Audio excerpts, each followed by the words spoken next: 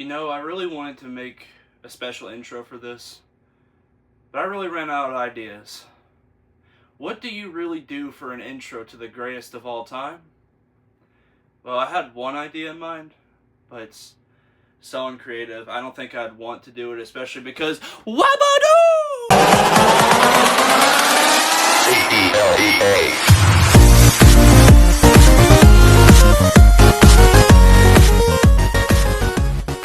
What's up, guys? This is Lando Does Reviews, and welcome to my very first video on this channel, and also a series on this channel that I wanted to do for a long time. Honestly, years, in fact. And that new series is called How I Would Have Booked, where I book an angle of the past that upset the fans and me myself, and try to do it better. This idea was inspired by Adam Blampier, who was formerly at What Culture. He was formerly at Wrestle Talk under the Parts Unknown banner, and now is currently on his own channel, Blanco. Go subscribe, because a lot of his bookings are geniuses.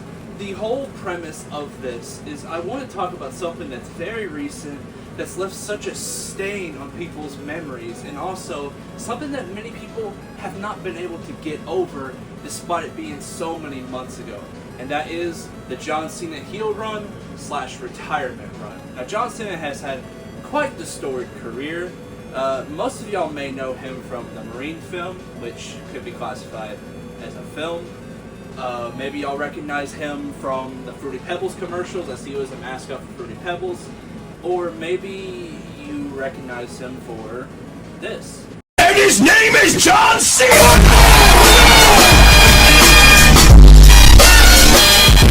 Man, I miss Vine so much. John Cena's had a long storied career in the WWE, so you have to wonder, what has John Cena done in the WWE? John Cena debuted in the year 2002, confronting Kurt Angle, and probably the best debut, one of the best debuts of all time that anyone can debut under. And then from there, he was kind of just generic, he was just kind of there. He was already risking getting fired, until one fateful day, Stephanie McMahon heard him rapping on a bus, and then said, "Do you want to do that on TV?" And John Cena, being the guy that he is, the good soldier, that's foreshadowing by the way, decided that yes, I absolutely want to do this on television. So John Cena became the doctor of thugonomics, and then from there, most people regard that as probably his best work that he's ever done, because of his freestyle that John Cena is very good at. Seriously, he's really good at freestyle. And then it kind of started going away when he won the WWE Championship at WrestleMania 21 in 2005 against JBL. And then from there came a long stretch of probably the most polarizing that John Cena has ever become. He turned into the chain gang, Marine soldier John Cena. You can't see me!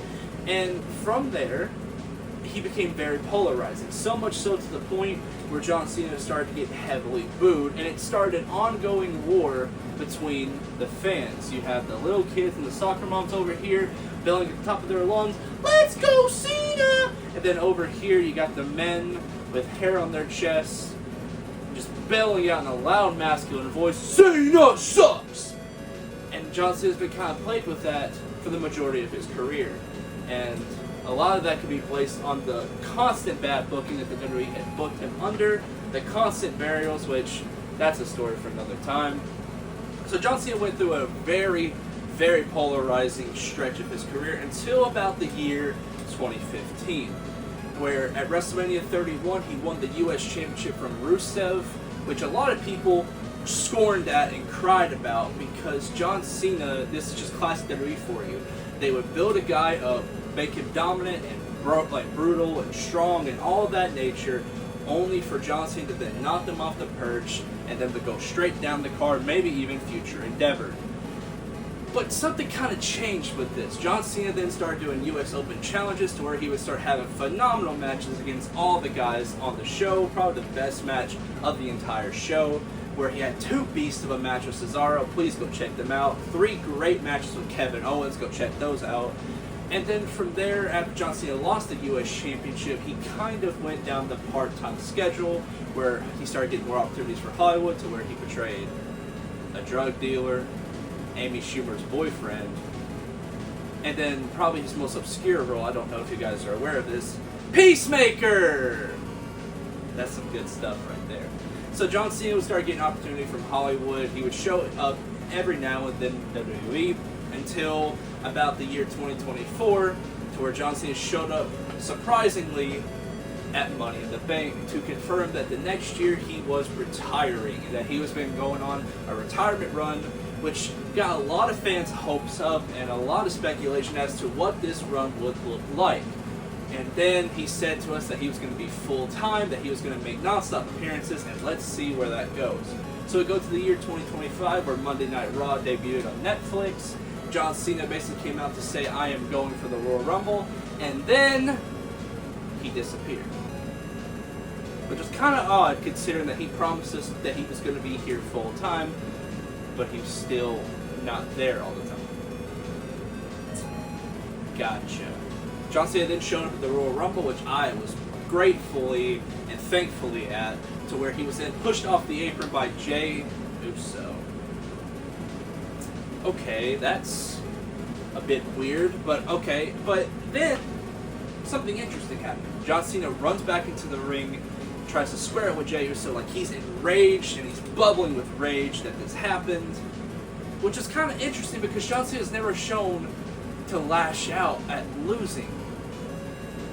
So it was very interesting, and people started wondering, are we going to get a John Cena heel turn? Because the John Cena heel turn is regardless of the Loch Ness Monster or aliens or anything of that nature, because the evidence is there, but people don't want to believe it. Because the opportunities that they've had in the past, they've completely squandered them. But then, at the press conference, John Cena then made the claim that he was officially entering into the Elimination Chamber, which was also very interesting, because John Cena's never been one to say that he deserves something. This is the same guy that gave his WWE Championship opportunity to Ryback of all people. Ryback of all people. So John Cena's a very selfless character. And then he disappeared again. But then something really interesting happened.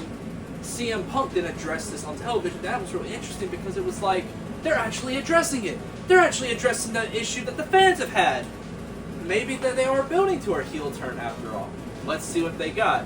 And then we go to Elimination Chamber, to where the final two in the Elimination Chamber are John Cena and CM Punk, to which Cena pushed Punk off of him, Seth Rollins connects with the curb stomp, and then John Cena immediately capitalized, which is also very interesting, because John Cena's never been one to immediately capitalize. I mean, he lost the WWE Championship to CM Punk at Money in the Bank 2011 because he didn't want to capitalize off people trying to screw CM Punk over. So again, John Cena's a very selfless character.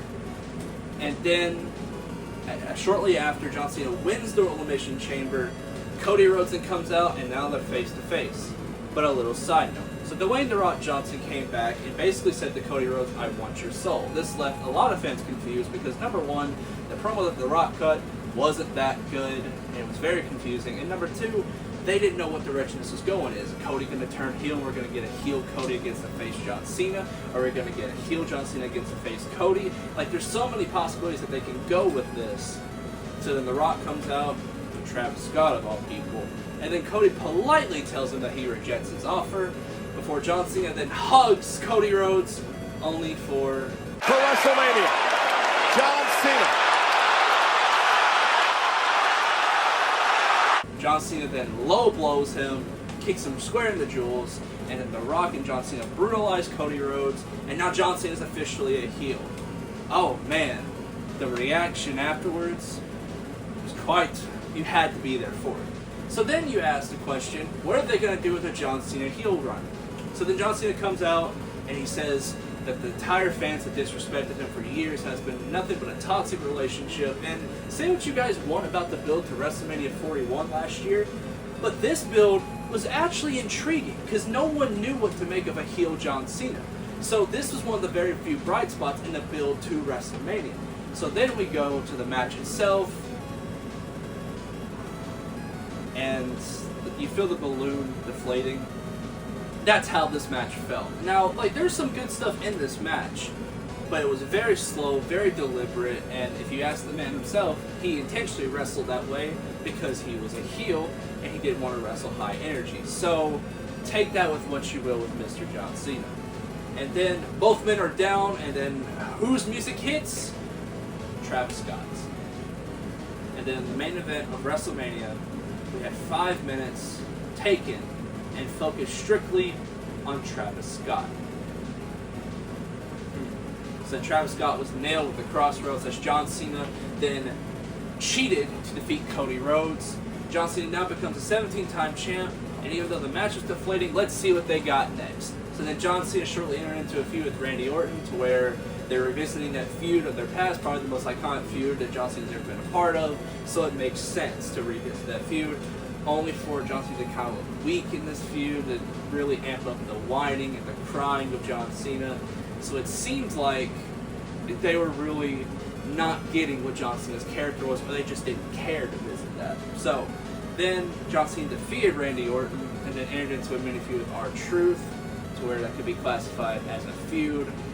And then he entered into a tag feud where he teamed up with Logan Paul of all people to take on Jey Uso of all people and then Cody Rhodes. And then he revisited his feud with CM Punk, to which that was actually really good, and the match itself was pretty good. John Cena retained against Punk, and then he is now facing Cody Rhodes in a rematch at SummerSlam, to where then out of nowhere, literally out of nowhere, John Cena just goes, oh yeah, I'm not a heel anymore. Yeah, I'm not a heel no more. As a matter of fact, Cody, you're going to get the best version of me. I'll see you there. Interesting. So then it started fueling speculation. Is The Rock finally going to come back? Which was a big criticism in the entire WrestleMania build, that The Rock didn't show up for the match. So you have to ask, is The Rock going to show up for this? So then they have an amazing match at SummerSlam. It completely made up for the gigantic disappointment that WrestleMania 41 was. Cody won the championship back, and then John Cena's in the ring, like feeling soulless, and like the crowd is just, you know, chanting him on, saying thank you Cena. Cena's walking out, and whose music hits? Brock Lesnar. Brock Lesnar, the guy that is involved in a giant lawsuit right now, who has massive allegations against him right now, has been mentioned over 44 times in the entire lawsuit. Interesting. So then John Cena pivoted away from that and entered into a mini feud with Logan Paul. Despite how I personally feel about Logan Paul, the match itself was really good. And then revisited that feud with Brock Lesnar, only for Brock Lesnar to squash him like he did at SummerSlam all those years ago, which made absolutely no sense in the retirement run. And then from there, he decided that Triple H and TKO had too much power in his retirement run, and decided, you know what? AJ Styles, you want to have a match, to which they had a phenomenal match, pun very much intended.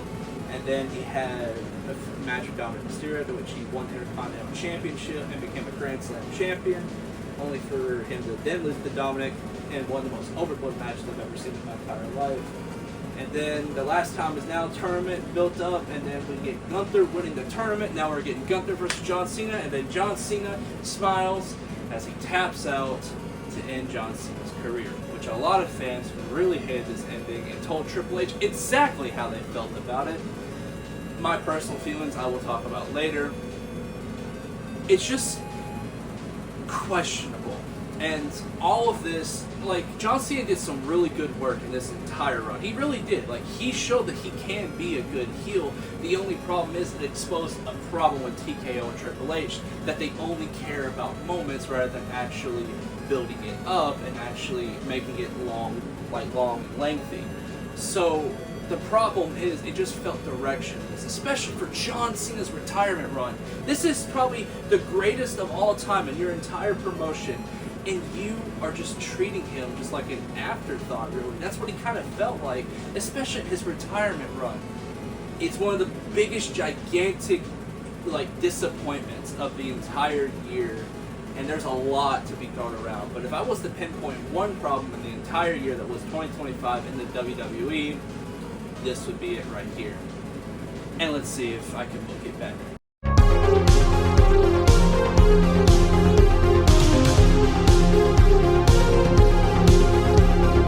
Hey, I have a hat now. So when you're looking at the heel turn and the overall retirement run, you have to think about a couple of things. First things first, very easy to understand, no celebrities or Brock Lesnar, please. Because the idea of celebrities and Brock Lesnar being involved in this retirement run absolutely killed it. Like, the reputation that this retirement run even had killed it. And this is why most people look back on this with just gigantic stink because of that reason alone. So, none of that, please. And second of all, just because John Cena's a heel, don't make him look weak. That's the biggest problem that I had with the Randy Orton feud, is that John Cena genuinely just looked like a punching bag and he looked weak. No, we need to keep Cena strong because that's what we've been led to believe for all these years. Super Cena doesn't just go away just because he's a bad guy. That makes no sense whatsoever. And finally, I would absolutely do the heel turn, because most people look at this like the Steve Austin heel turn from all the way back in 2001. They look at this and they go, Cena shouldn't have been a heel in the first place. I disagree. This retirement run is kind of a look while he's out the door, heading out the door, of what a Cena heel turn could look like. So if you do it right, that can make us look back at fondness and go, that was handled so well. And that's what I'm trying to do with this. So let us start. We start. I'm going to keep everything leading up to Elimination Chamber the same. Yes, including Jey Uso being the champ. Do not worry, Jey Uso will not be a part of this whatsoever. That's his own story, and someone else can book it, because quite frankly, I don't care enough to book a Jey Uso story. But we start exactly how we've been. The Rock says the same thing to Cody. Cena, leading up to the Elimination Chamber, Cena acts exactly how he did in real life. There is no appearance of John Cena leading up to Royal Rumble or Elimination Chamber. We keep everything the same. Cena wins the Elimination Chamber like he did in real life. Cody Rhodes comes out. They are face to face with each other. The Rock comes out, just The Rock, not Travis Scott, because he's poison, just The Rock. The Rock comes out and is basically telling Cody, I want your soul, you can accomplish so many great things if you just sell out to me, we can just become the best. Cody politely tells him no, if you know, you know. And then The Rock gets furious. The Rock gets furious, he's embarrassed, and he tries to charge at Cody, but Cody blocks it, punches The Rock, and drops him with the Cody Cutter before clotheslining The Rock outside the ring, leaving The Rock embarrassed at Elimination Chamber. Cena and Cody embrace, they look at The Rock, they smile, and they know that WrestleMania is going to be one for the ages. So then we go to the first promo between the two. And how I would do it is they start off friendly, but kind of like what was happening leading up to the Royal Rumble Elimination Chamber, throw a little bit of teases in there to make Cena feel like he's not himself. So how you start that off is simple. Cena and Cody are basically in the ring. Cody goes, thank you for all your support, thank you for being such a role model to me, but I got a question. Do you think truthfully you can take this from me? Because I know you're the greatest of all time, John. That's not lost on me. But are you sure you could take it from me at this stage in your career? And are you sure that you can do what you claim that you can always do? And Cena looks at him and goes, I still got a lot left in me, Jack. His motto stays the same. It stayed the same for all these years. You want some, come get some. It starts off friendly.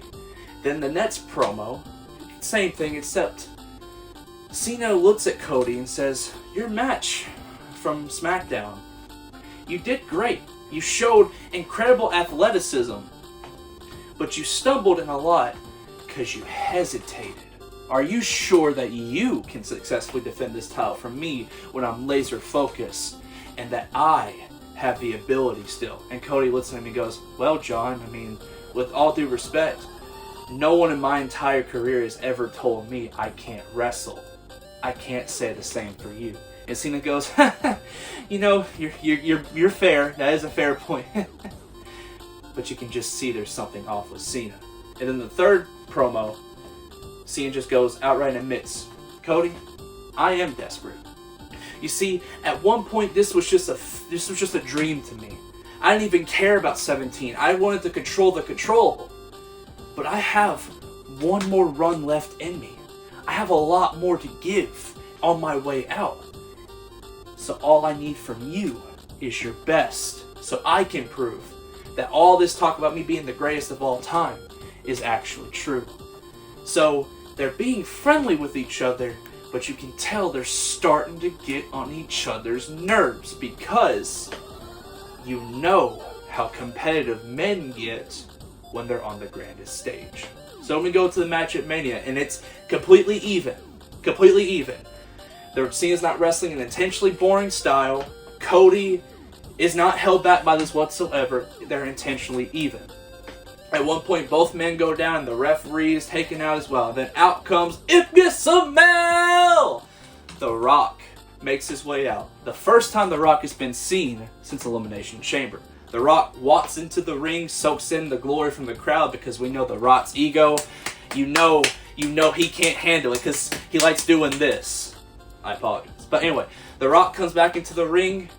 He's got the belt with the Cody soul on there, and he's ready to wear Cody out. But Cena grabs it from him, throws it to the outside. The Rock is left stunned and puzzled as he just stares daggers into Cena. Then Cody out of nowhere catches him with the Cody Cutter once again, clotheslines him out of the ring once again. The Rock has been embarrassed once again, and Cody immediately turns around. John Cena low blows him. Everyone stops. Because notice how effective, how much more effective it is to have the turn at WrestleMania. Everyone's just stunned. The commentators are left stunned and silenced. They don't know what to feel. And Cena goes to the outside, grabs the belt, hits Cody with the belt, pins him. 1, 2, 3. John Cena is now the 17-time champ. The Rock walks into the ring, embraces John, and then they brutalize Cody Rhodes. Cena wears him out with the Rolex, not brass knuckles, wears him out with the Rolex watch. The Rock wears him out with the belt as they stand tall over Cody's body. And that's the end of WrestleMania Night 2. So then we go to the next night on Raw. The Rock starts the show out, and he basically says, Cody has everything in him to be the best, but where he hesitates is the biggest problem, because he feels he doesn't need people like me. But if he truthfully thought that over there, that company that he helped start up, if he thought that he was the man just because of that, he's not anywhere close to how the WWE truly works. It starts with people like me. You align with me, you get everything you ever want. And that's why I'm so honored to bring out the man who finally saw the light and capitalized on the opportunity. A man who doesn't hesitate. John Cena. So then John Cena comes out, and The Rock embraces John Cena with the belt, and John Cena cuts a promo. He goes all in, all the bent up frustration. He's like, I gave everything to you people. So many years I gave everything to you people. And for years, you people rejected me just because I was truly great at my job. You people did all of these said these awful things about me, and I still kept going because that's what you do. And then finally, when do you start cheering for me? When I'm on my way out the door. When I'm doing other things. That's when you people finally start cheering for me. You guys are the most fickle people I've ever met, and every single one of you is a toxic relationship. Much like how he felt in real life. Like probably how he felt in that promo. John Cena says, I see The Rock's vision for how the WWE should be. How they make their most money. How they're so successful when people like me and The Rock are at the top. So you can say I sold out all you want. It don't matter. Because the record books stay the same. I'm the 17-time champ. And not even Cody Rhodes can stop me. So then The Rock raises John Cena's hand, crowns him the champ, and then he says to the people, I got other obligations to fill. Whenever I return, that's up in the air. Just know, whenever I feel the itch from the people, because I love you people, I feel the goosebumps. You'll probably see me soon, but it's very much up in the air. John, have fun carrying the company on your way out, and I'll be in the shadows watching and observing all of it. He does that. And then The Rock disappears. He's not seen in this entire run ever again. Now, when The Rock comes back, I don't know. We will figure that out. We'll cross that bridge when we get there. So Cena's celebrating with the championship, and then out of nowhere, Randy Orton slithers in, drops him with the RKO. And then we begin the feud with Randy Orton and John Cena. Randy Orton is bewildered. He's confused about how Cena has turned into this bitter, resentful guy when all he's ever preached is hustle, loyalty, respect, never give up. And then Cena basically just goes, you know something or two about what presses your buttons. I mean, you've gotten into your share of trouble over the years because you couldn't be controlled. Imagine how much better I can be now that I'm not being paid to say all that garbage like I was in the past. I can be me. So then they make the match official for Backlash. It's Randy Orton versus John Cena for the WWE Championship. And it's set in stone in St. Louis. So then in the lead up to it, R-Truth is asked frequently backstage. I don't know what's going on with Cena. Like, he's just changed completely. He's lost his mind completely. I don't know what's happened to him, but he's still my role model. And I still look up to my childhood hero. So in the build-up, Randy Orton's wrestling a match against whoever. Randy wins the match, and then afterwards John Cena brutalizes him, grabs a steel chair, places it in the middle of the ring, grabs Randy for the AA, and drops him on top of the steel chair, like Randy did to him in that iconic RKO spot on the outside. So you basically make Cena, even though he's a heel and he's detestable, he's still even, and he's not a coward, which was the biggest turnoff with me in this entire run. So we go to Backlash, and it's a very competitive, very even match, and they're breaking out some old moves of their OVW class. You know, maybe Randy could hit Cena with the Batista Bomb, maybe Cena could hit Randy with a F5, just stuff like that. And then Randy gets him with the RKO, and is looking ready to hit him with the punt to bring Cena back to his senses and reclaim the championship that he desperately wants. R-Truth comes in, and he's like, Randy, don't do it, don't hurt him. And then Randy's like, okay, I'm calm. And as R-Truth is calming him, R-Truth kicks Randy square in the jewels. Cena hits him with the championship. Cena retains the championship. And then the next night on Raw, John Cena comes out with R-Truth, and he's like, this guy has been my longtime friend. Not just because he's entertaining, but because I see the potential in him. I see the talent in him. Stuff that you people don't see, because you just see him as this funny guy. I see him for who he truly is, and that's Ron Killings. Ron Killings is one of my greatest friends, and he's truthfully one of the best I've ever seen do it. And while I'm on this retirement run, I'm going to take him under my wing to show him the wisdom I have, and he's going to show you people what you've been missing out on. So R-Truth joins John Cena as an associate. He changes his name to Ron Killings. He shaves his head completely bald. He becomes serious.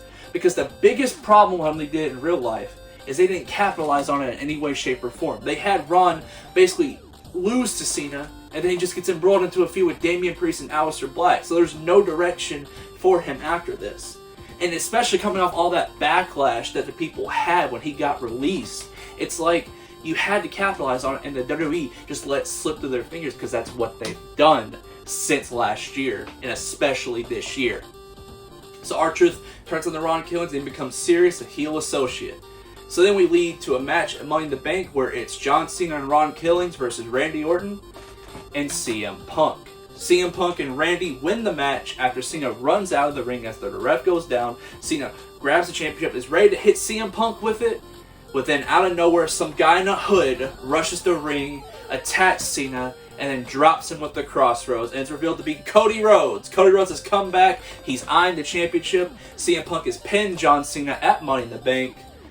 And then we go to the next night, to which Cody Rhodes enters the King of the Ring tournament, vowing to do it the right way, which leads to, much like it did in real life, the finals being Cody Rhodes and Randy Orton, to which Cody beats Randy in the finals, and CM Punk goes on to wrestle Cena, to where CM Punk and Cena pretty much have the same feud they had.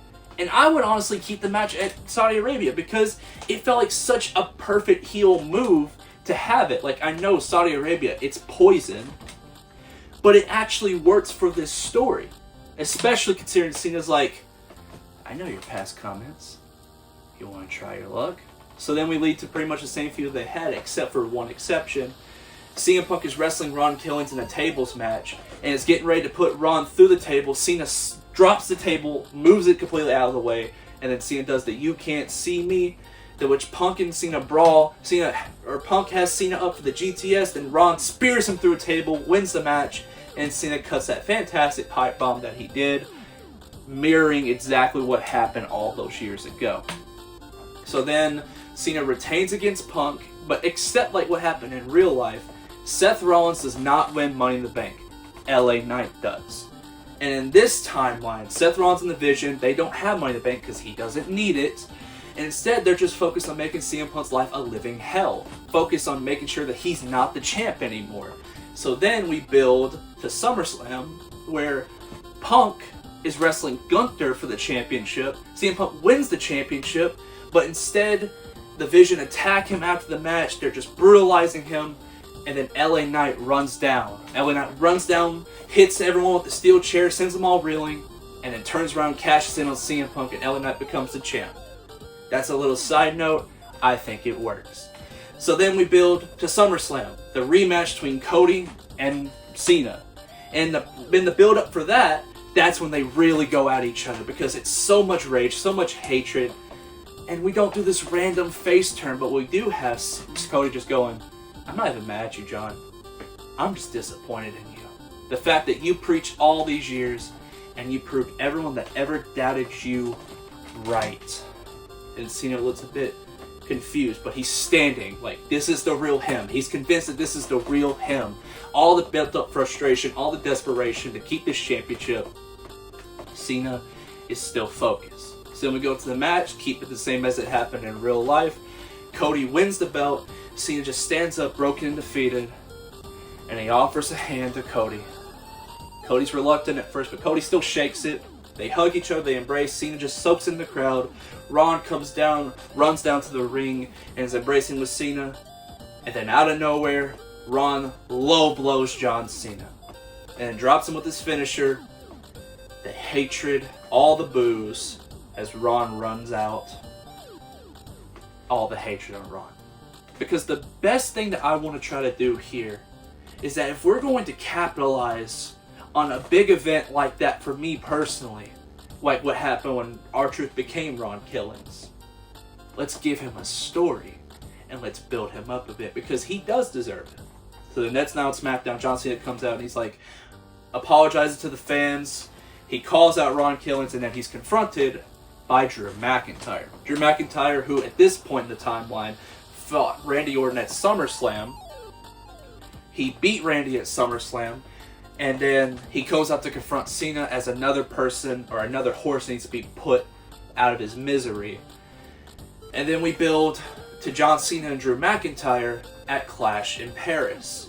But in the segment where Drew is confronting Cena, Ron attacks Cena from behind, and then Cody runs down to make the save, and then we lead to a tag match in the main event, to which Ron wins for his team after hitting Cody with his finisher and pinning Cody. So in this timeline in Crash in Paris, we get Drew versus Cena, and we get Ron versus Cody.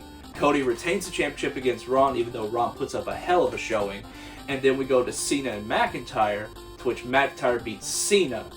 So then we go back to where it started with Cena and Ron at WrestlePalooza, to which Ron beats Cena. So then we lead to the final match, then we lead to another match between the two, which Cena beats Ron in this, and sends Ron away for a bit. After being so frustrated, Cena puts him out with an injury for a bit, Ron goes away. So then in the meantime, Cena has his match with AJ Styles. I would not touch any of that, it's truly phenomenal. And then we build to War Games. So in War Games, the heel team is the Vision: Seth Rollins, Braun Breaker, Bronson Reed, Drew McIntyre, and Ron Killings, versus the face team of CM Punk, Randy Orton, Roman Reigns, Cody Rhodes, and John Cena. The face team win this, and then Cena moves on to feud with Dominic Mysterio for a bit. He wins the Intercontinental Championship from Dominic like in real life, becoming a Grand Slam champion, and then loses it back before the last time is now tournament. I would change nothing of this. Gunther was a perfect opponent for Cena. And then the match itself, like I told you guys I'll talk about this, I would keep everything the same. I thought that the match was genuinely perfect. I thought it was the perfect way to go out for John Cena. I thought that him accepting that he doesn't need to keep fighting no more, that he's had such an amazing career, and just tapping out, giving Gunther exactly what he wanted and the rub that he needed, that's the best way to go out. Because people may be upset that Cena lost his retirement match, or the guy that said never give up gave up. But that's what the story needed. It was such a perfect moment that which I understand WWE now hasn't been capitalizing on Gunther's momentum, but in that moment, Gunther became the biggest heel in the company. And then he led on to retire AJ Styles. And I personally would have loved them to keep up that career killer gimmick, but they haven't followed up on it yet. So, in a whole, that's how I would change John Cena's heel run. Like, you make Cena seem like he's still strong and effective. You don't make him look weak. You make his reasonings simple. You dress The Rock appearing. You don't have any celebrities appearing whatsoever. Brock Lesnar is nowhere to be found in this. No one really loses. And you also build up Ron Killings to be something better than what he is, and that was just a comedy joke. Even though he's really good at it, Ron truly deserves better. And this was the only time that you could have really made it believable. So, no one really loses in the end. So, please tell me what you guys think about in the comments. If you like it, please like, comment, and subscribe. I hope that you guys enjoy it. I will definitely do more of these. And if you want to send in requests, please send in requests, because I will definitely react to them. And with that being said, my name is Lando, and I'm Lando Does Reviews. I will see y'all next time. Peace.